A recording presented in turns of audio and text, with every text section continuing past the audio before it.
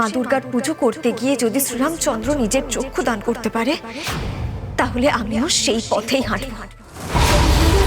একটা পদ্ম যখন নেই, তখন আমি আজকে আমার নিজের চোখ উৎসর্গ করেই তোমার পুজো করব মা।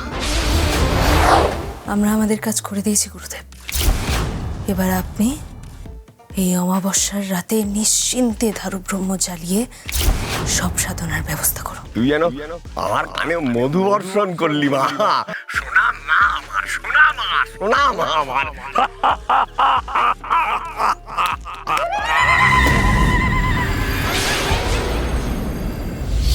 এ কি সর্বনাশ ঘটে গেল মা, এ কি সর্বনাশ ঘটে গেল।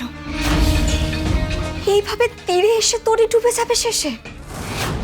108টা পদ্ম না পেলে যে আমি তোমার ব্রত সম্পন্ন করতে পারবো না, আর মহাপ্রভুকেও শান্ত করতে পারবো না, আমার ভালোবাসার মানুষগুলোকেও তো আমি অভিশাপ মুক্ত করতে পারবো না মা।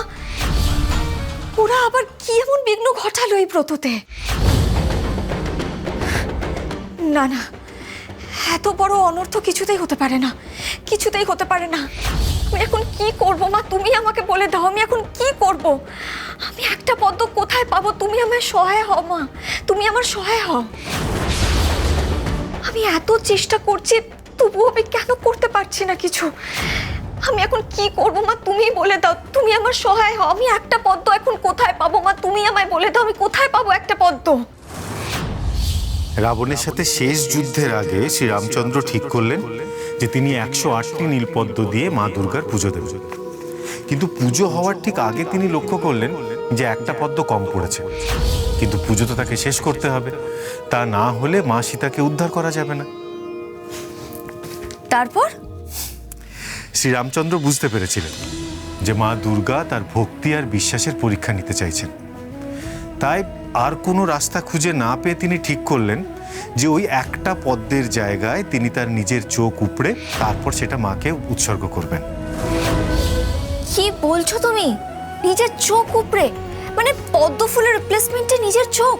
কেন নয়, শ্রীরামচন্দ্রের চোখ পদ্মের মতনই সুন্দর ছিল, তাই তাকে পদ্মলোচন বলেও ডাকা হতো।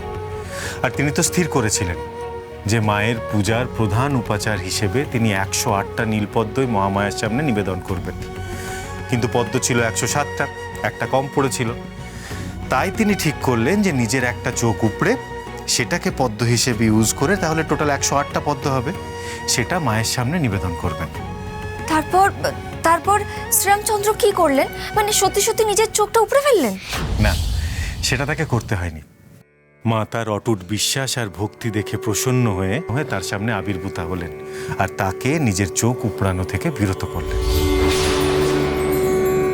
আমি বুঝতে পেরেছি মা, তুমি আমার ভক্তি আর বিশ্বাসের পরীক্ষা নিচ্ছ।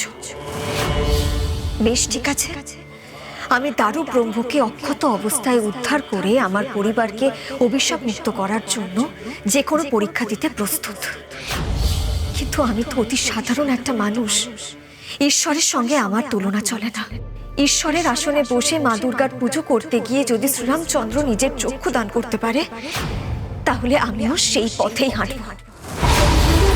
একটা পদ্ম যখন নেই, তখন আমি আজকে আমার নিজের চোখ উৎসর্গ করেই তোমার পুজো করব মা।